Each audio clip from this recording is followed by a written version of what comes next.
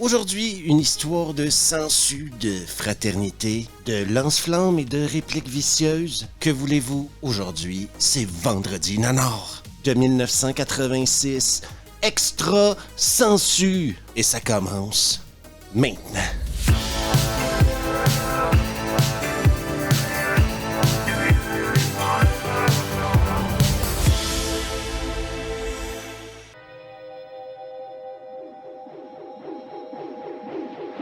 Le film commence par nous confirmer qu'on est bel et bien vendredi quand des extraterrestres qui ressemblent à ce que vous venez de voir décident de faire exploser un truc qui va aller atterrir sur Terre. On se retrouve ensuite en 1959 où un beau gosse va aller chercher une jolie blonde afin d'aller se balader sur le belvédère. Alors qu'ils sont en train de regarder l'horizon, un flic vient et les interrompt. « S'il vous plaît, cassez-vous, il y a des trucs dangereux la nuit. » Eh vous n'avez pas entendu la radio? Il y a un fou en liberté, alors je vous conseille... Mais ils seront témoins d'un truc fantastique. Une comète qui arrive de l'espace.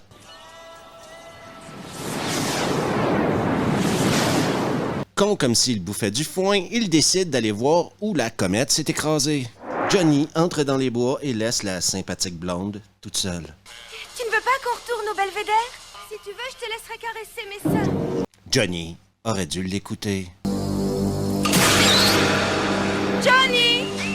Et hop, une blonde en moins.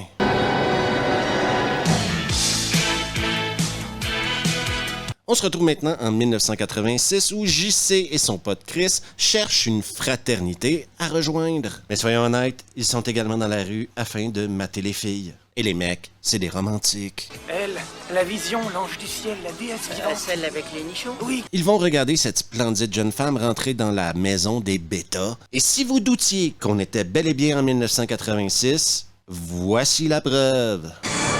Quel pied d'être là avec vous! Les bêtas, mais non! JC, c'est un super pote. Il sait très bien que Chris est un roux. Et pour les roux, draguer les filles, c'est jamais facile. C'est scientifiquement et génétiquement prouvé que les roux ne sont pas capables de draguer. Il va donc aller lui-même parler à la fille et découvrir son nom.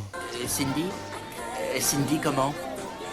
Et là, quand il va lui dire son nom, Chris a une révélation. Afin de pouvoir se choper des filles comme ça, il va devoir joindre une fraternité.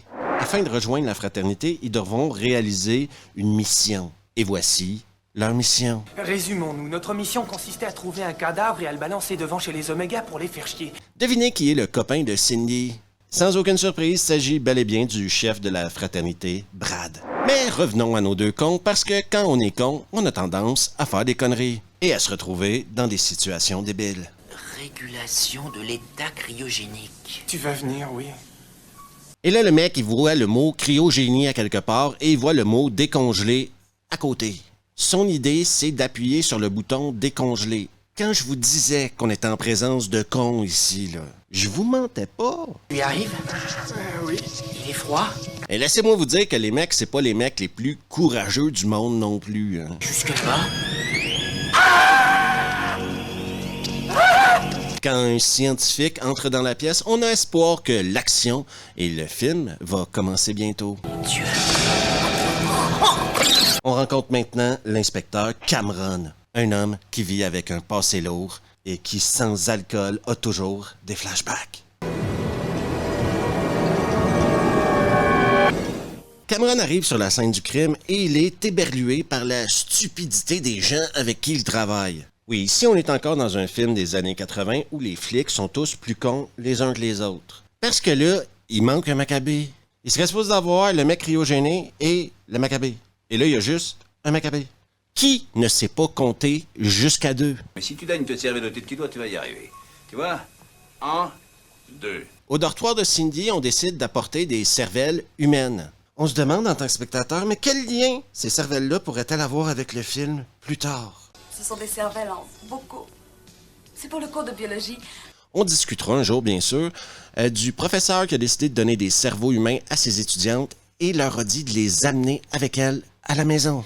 Toujours dans le dortoir, Cindy met sa petite nuisette et s'avance tranquillement vers la fenêtre.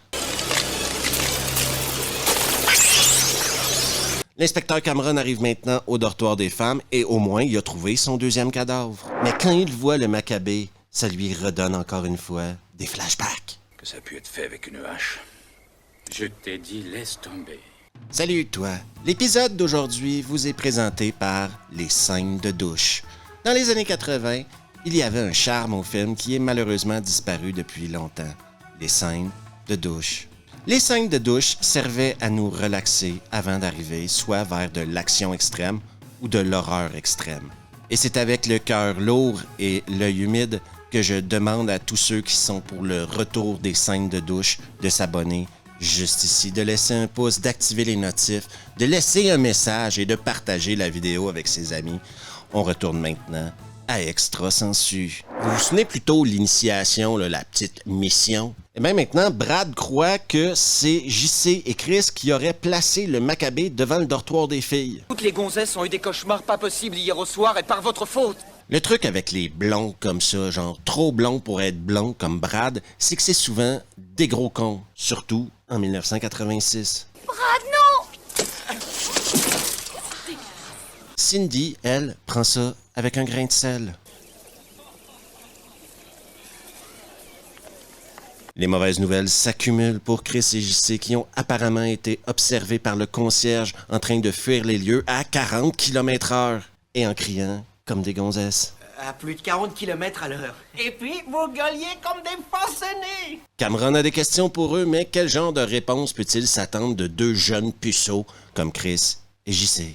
Les bêtas nous ont dit de balancer un cadavre devant la maison des filles Omega Gamma. Sinon, à la morgue, tout va bien. Au dortoir des filles également, rien à signaler. Hey, Gordon.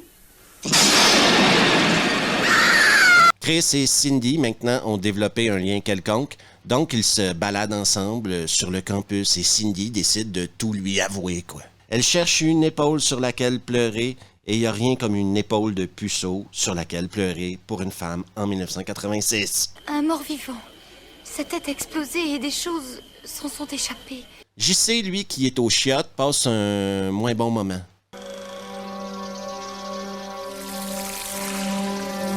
Envahi par la limace, il doit trouver une solution. Mais comme c'est un gentleman et avec ce qu'il vient de faire, il décide d'allumer une allumette. Mais apparemment, c'est pas pour ce que je pensais qu'il allumait l'allumette. C'est pour nous permettre à nous de se rendre compte que le feu élimine les limaces. Dommage pour JC, il n'a plus d'allumette et pas de lance-flamme. Après avoir été porté Cindy à son dortoir, Chris se retrouve avec Cameron. Cameron, qui après 2-3 verres de Jack Daniels, commence à raconter sa vie à Chris. Le corps du type était dans les forêts à plus de 20 mètres de la voiture. Mon coéquipier a retrouvé l'homme. Moi, j'ai retrouvé la fille.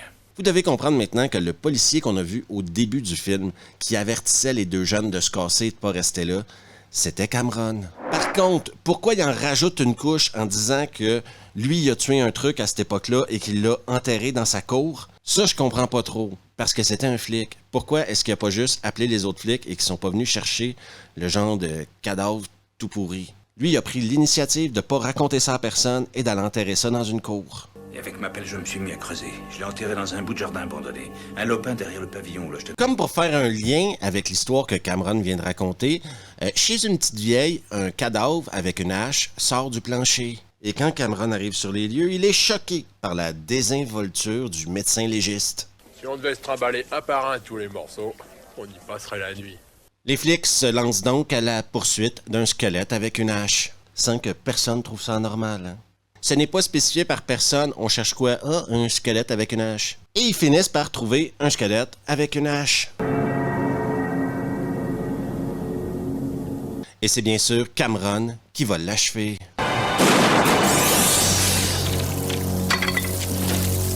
Malheureusement, du corps s'échappe une chier de sangsue. Mais sinon, on a le droit à une scène de douche parce qu'à l'Uni se prépare une énorme boum.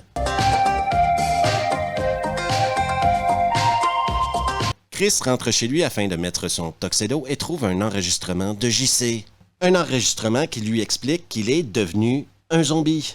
Je le sens qui bouge. Il est dans mon cerveau. Et qui lui explique comment tuer les sangsues, parce que lui, il sait. Vous vous souvenez de la scène des toilettes plus tôt? Je crois que le feu peut en venir à bout. Chris, un peu incrédule, décide de se diriger au sous-sol et c'est là qu'il va trouver le corps de son ami JC.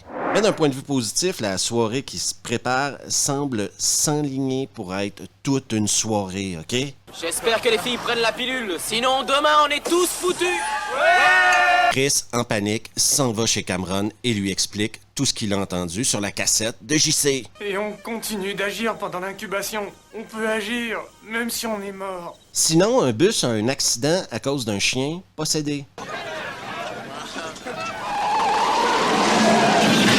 Et regardez bien cet effet pratique. Et maintenant, Cameron décide qu'il a besoin d'un lance-flamme. Tout à fait logique. Et dans ce genre de film-là, à cette époque-là, un seul homme pouvait fournir un lance-flamme à un homme comme Cameron. Dick Miller.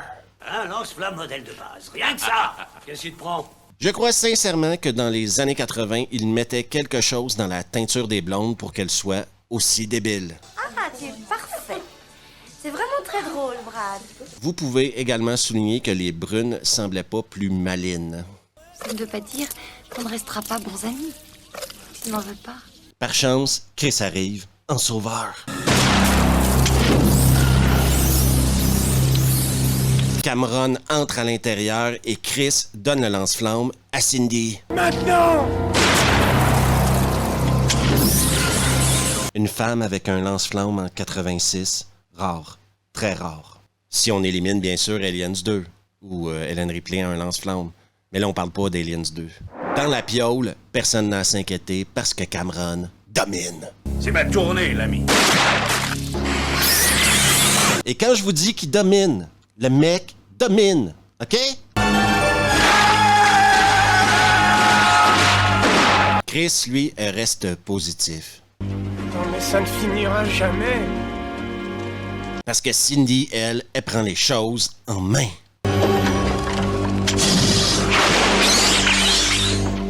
On ne saura jamais s'il s'agit ici de la peur de mourir puceau ou pas. Mais Chris va devenir un héros grâce à la puissance d'une tondeuse. Désolé, mon pote. Vous vous souvenez des cerveaux? Eh bien, ils sont dans le sous-sol maintenant. Et bizarrement, il faut que ça revienne. Là, toutes les sangsues se sont mis autour des cerveaux. Je rappelle que c'était une super bonne idée du professeur de laisser des cerveaux à ses étudiantes. Chris, Cindy et Cameron se retrouvent dans le sous-sol et Cameron commence un compte à rebours. Il donne 20 secondes à Cindy et Chris pour quitter la pièce. 18. Cameron, le véritable héros de Extra Sensu. Épatez-moi. Et c'est la fin de Extra Sensu. Ce film-là, ça faisait longtemps que j'attendais pour le faire parce que c'est un film que j'apprécie particulièrement. Je pense qu'entre 1995 et 2005, ce film-là jouait à tous les soirs à la télé sur une chaîne. Je sais pas comment, mais il me semble que je le voyais à tous les 2 jours. Ça a donc créé une habitude, je crois. Et il faut lui donner un truc à ce film-là, les effets pratiques, moi je trouve ça génial. C'est vraiment des effets pratiques de l'époque et c'est splendide. Est-ce que c'est parfait? Non, mais moi j'adore ce genre d'effet-là, vous le savez, et je trouve ça extrêmement nanardesque, des têtes en papier mâché qui explosent. Que voulez-vous? Je suis un homme au goût simple. Sinon, le réalisateur Fred Decker a également réalisé Monster Squad, qui est un très bon film, et Robocop 3, qui n'est pas un très bon film. Là où Nights of the Creep, ou Extra Sensu, ou La Nuit des Sensus, je pense en québécois, devient nanardesque, c'est dans sa présentation de l'histoire. Si tu me mets une scène au début avec des aliens en papier mâché, je coche une case du nanar. Si t'enchaînes ça par un flashback de 56 pour passer en 86, mais que l'histoire qui s'est passée en 56 a autant d'importance que l'histoire qui se passe en 86, t'es en train de me mélanger, là. Parce que pour comprendre le film au complet, je pense que ça prend 2 écoutes. Parce que le montage est bizarre, OK? Comprendre que Cameron, c'est le flic du début, qui est amoureux de la fille, etc. Que Johnny, du début, c'est le mec qui était cryogéné depuis 30 ans. Je suis certain que c'est pas tout le monde, en regardant ma vidéo, qui a compris ça, quoi. Et j'irai plus loin en disant que c'est très compliqué pour ce que c'est. Parce qu'ici, on parle d'un film où des sangsues te rentrent dans le cerveau et tu deviens un zombie. Est-ce qu'on avait vraiment besoin de l'aspect 1956 en arrière de tout ça? Par contre, niveau dialogue, vous retrouverez tout ce que vous aimez des années 80. Des répliques comme on n'en fait plus dans un film qu'on ferait probablement très différemment aujourd'hui.